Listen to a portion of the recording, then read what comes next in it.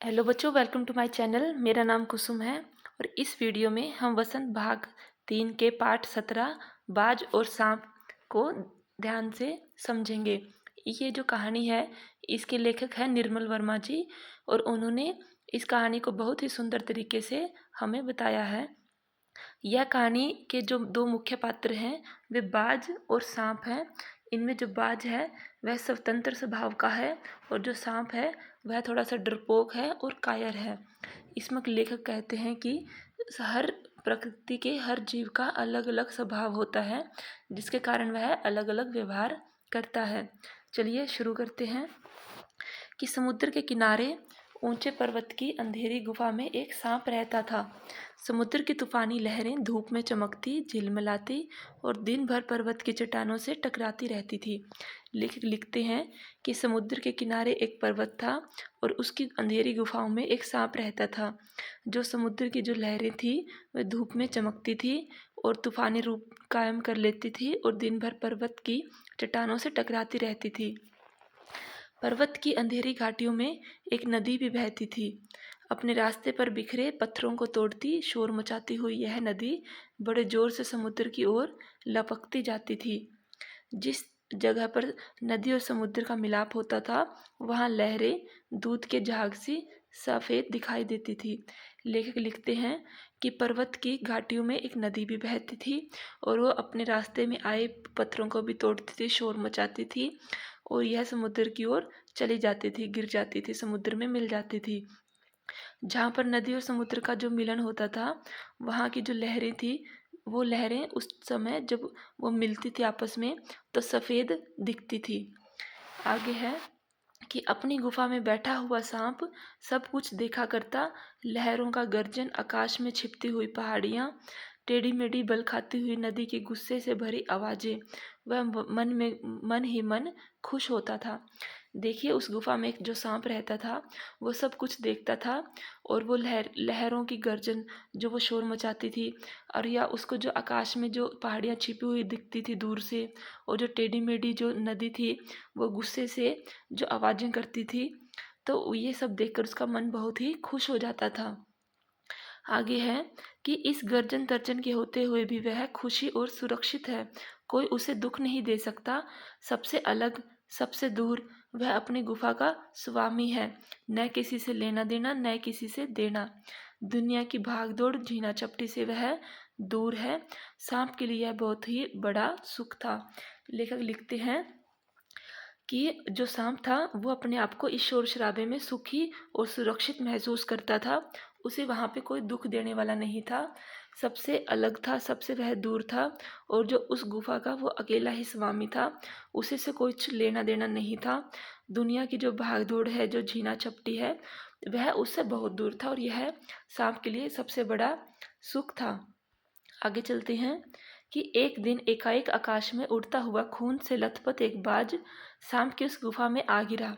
उसकी छाती पर कितने ही जख्मों के निशान थे, पंख खून से सने थे और वह अधमरा सा जोर जोर से हाँफ रहा था। जमीन पर गिरते ही उसने एक दर्द भरी चीख मारी और पंखों को फड़फड़ाता हुआ धरती पर लौटने लगा। देखिए एक दिन क्या हुआ कि सांप की गुफा में एक खून से लथपथ चोट चोट खाया हुआ एक बाज उसकी गुफा में आ गिरा। उसकी छाती पर काफ़ी सारे जख्मों के निशान थे, उसके जो पंख थे उस पर खून लगा हुआ था और उसकी जान थोड़ी सी रह गई थी और वह ज़ोर ज़ोर से हाँफ मतलब सांस ले रहा था। और ज़मीन पर जैसे ही वह गिरा तो उसने एक दर्द से भरी चीख मारी और अपने पंख तेजी से फड़फड़ाने लगा। डर से सांप अपने कोने में सिकुड़ गया, किंतु दूसरे ही क्षण उसने भांप लिया कि बाज जीवन की अंतिम सांसें गिन रहा है और उससे डरना बेकार है।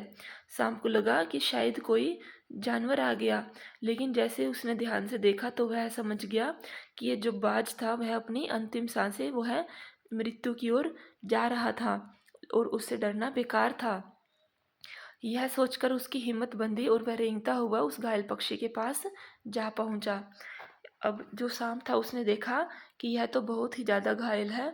ये जो इस दृश्य में हमें सांप और ये बाज दिख भी रहा है, तो सांप उसके पास गया और देखने लगा। फिर मन खुश होता, क्यों भाई इतनी जल्दी मरने की तैयारी कर ली।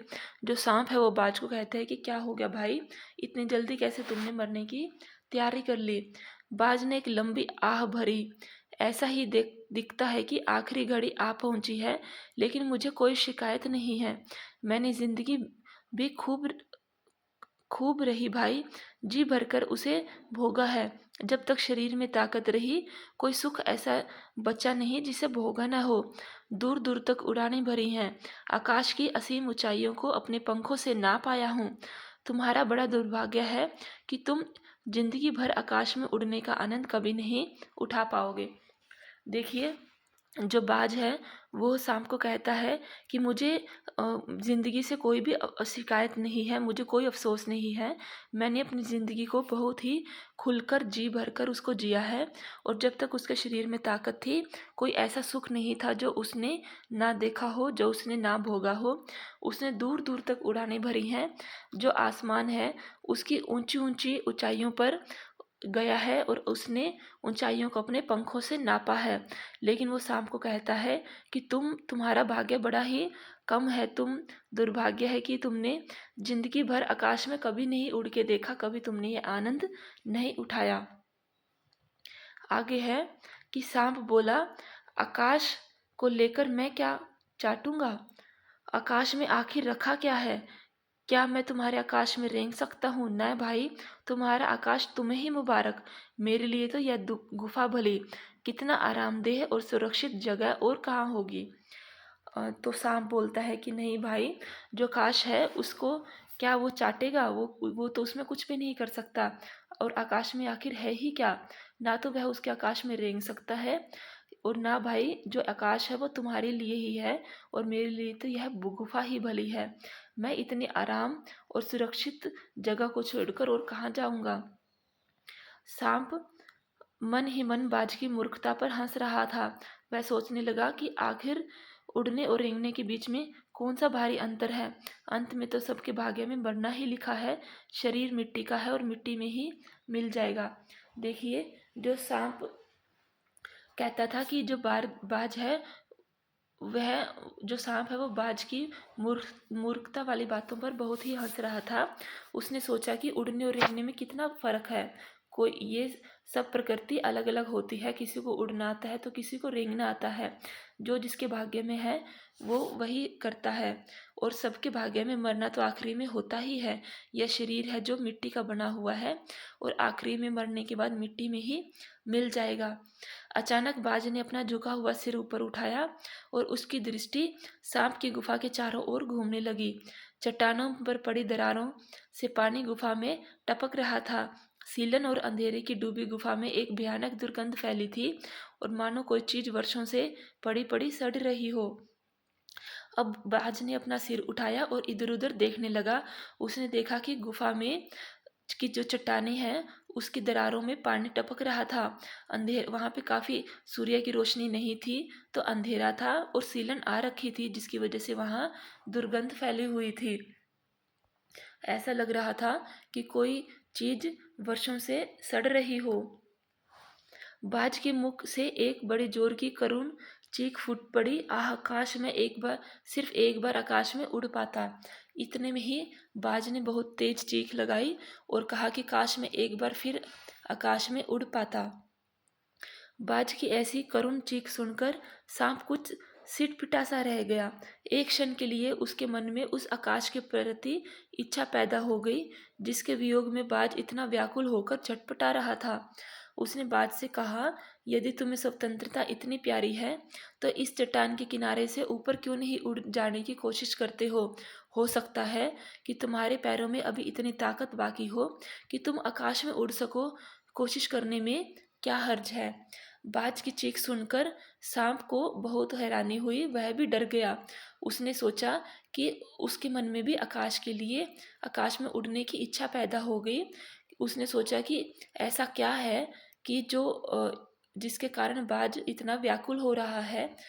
उसने बाज को कहा, यदि तुम्हें स्वतंत्रता इतनी ही प्यारी है, आज़ादी इतनी ही प्यारी है, तो तुम इस चट्टान के किनारे पर चले जाओ, और अगर तुम्हारे पैरों में ताकत है तो तुम उड़ने की कोशिश करो और एक बार कोशिश करने में हर्ज ही क्या है।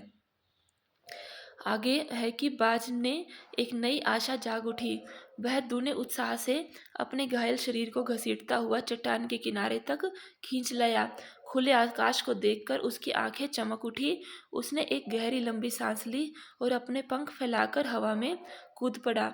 सांप की बातें सुनकर आकाश में एक नई आशा जाग उठी और वह दुगने उत्साह के साथ अपने जो उसका शरीर था, चोट लगी हुई थी, अपने घायल शरीर को घसीटता हुआ चट्टान के किनारे पर ले गया। उसने आकाश को देखकर उसकी आंखों में जो चमक थी वह दोबारा जाग गई। उसने एक लंबी सांस ली और पंख को फैलाकर हवा में उसने उड़ान लगा दी। किंतु आगे है कि किंतु उसके टूटे पंखों में इतनी शक्ति नहीं थी कि उसके शरीर का बोझ संभाल सके। पत्थर सा उसका शरीर लुढ़कता हुआ नदी में जा गिरा। एक लहर ने उठकर उसके पंखों पर जमे खून को धो दिया और उसके थके मांदे शरीर को सफ़ेद फन से ढक दिया। फिर अपनी गोद में समेटकर उसे अपने साथ सागर की ओर ले चली। देखिए, जो ये बाज था उसने उड़ने की कोशिश करी, लेकिन उसके पंखों में ताकत नहीं थी और जो उसके शरीर का बोझ को संभाल सके, और वह एक पत्थर की तरह लुढ़कता हुआ नदी में जाकर गिर गया। एक लहर ने उसके जो पंखों पर जो खून था उसको धो दिया और जो उसका जो शरीर था वो थका हुआ था, उसको सफ़ेद फेन मतलब जो झाग निकल रही थी, जहाँ पे पानी जब ज़ोर से गिरता है तो वह सफ़ेद रंग का हो जाता है उस टाइम। तो उसने उसे ढक दिया और वो जो नदी थी वो उसको अपने साथ समुद्र में ले गई। आगे है कि लहरें चट्टानों पर सिर धुनने लगी, मानो बाज की मृत्यु पर आंसू बहा रही हो। धीरे धीरे समुद्र के असीम विस्तार में बाज आंखों से ओझल हो गया। सांप यह देख रहा था कि कैसे बाज नदी में गिर गया और उसे लगा कि जैसे जो चट्टानें हैं वहां से आवाज आ रही है और वो बाज की मृत्यु पर आंसू बहा रही है। धीरे धीरे वह बाज आंखों से दूर हो गया और समुद्र में समा गया। वह मर चुका था।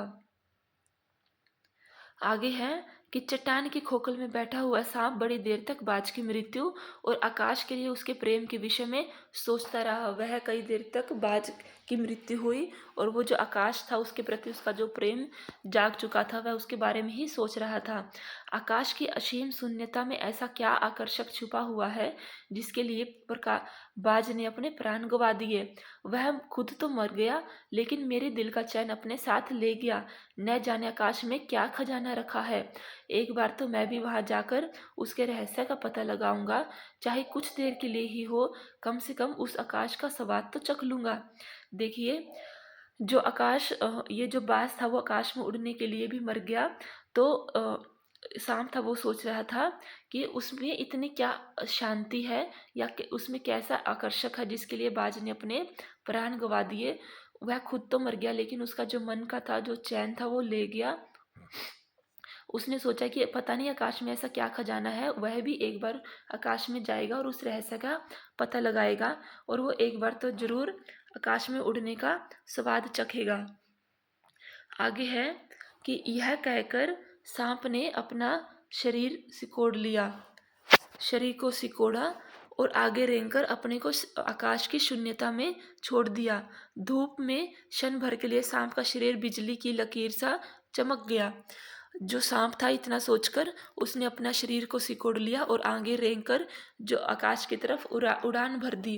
लेकिन वह उड़ तो सकता नहीं था, लेकिन उसी समय जो धूप थी क्षण सिर्फ कुछ सेकंडों के लिए ही सांप के शरीर पर ऐसा सांप के शरीर पर जो धूप थी वो गिर रही थी और उसका शरीर बिजली की तरह चमक गया।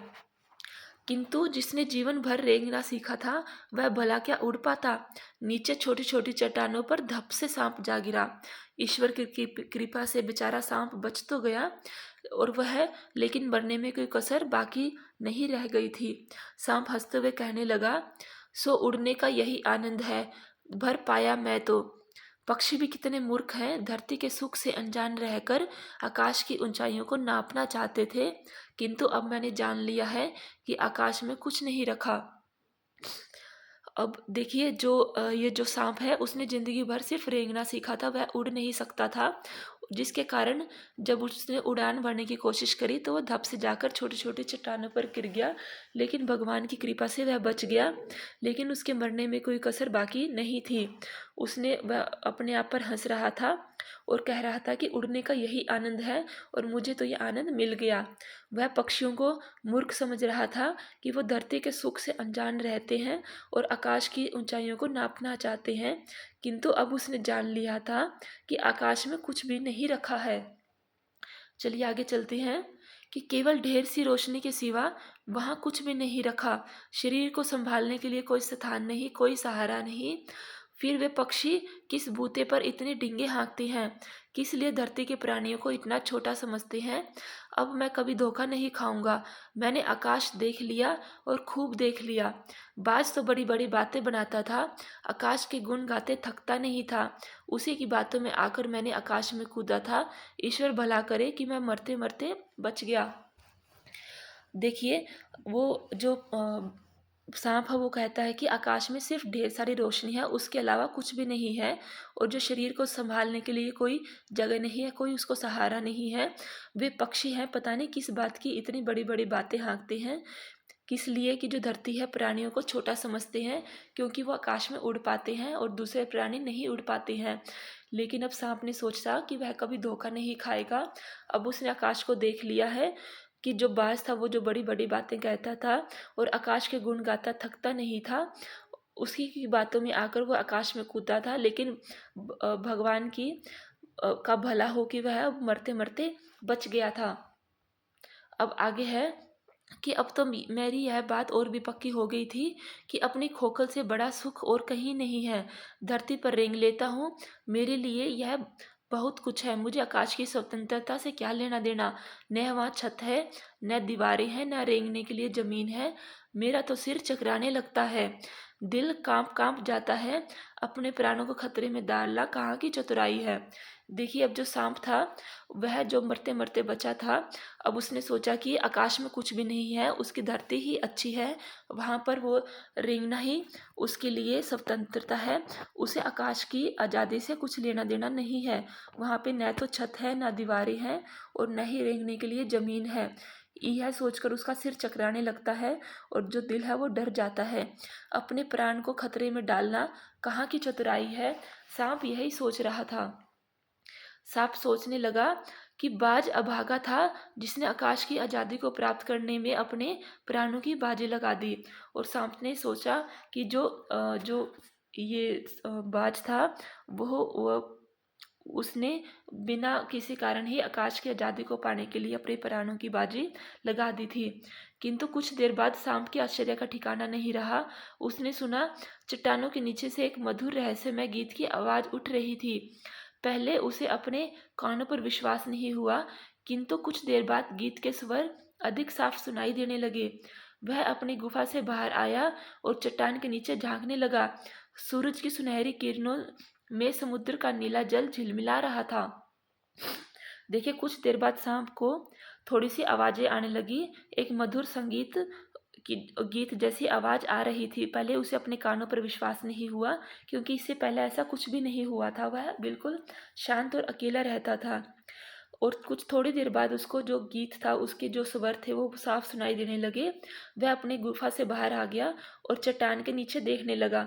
जो सूर्य की किरणें थी उससे जो समुद्र का जो जल था वो नीले रंग का दिख रहा था और झिलमिला रहा था। आगे चलते हैं कि चट्टानों को भिगोती हुई समुद्र की लहरों में गीत के स्वर फूट रहे थे।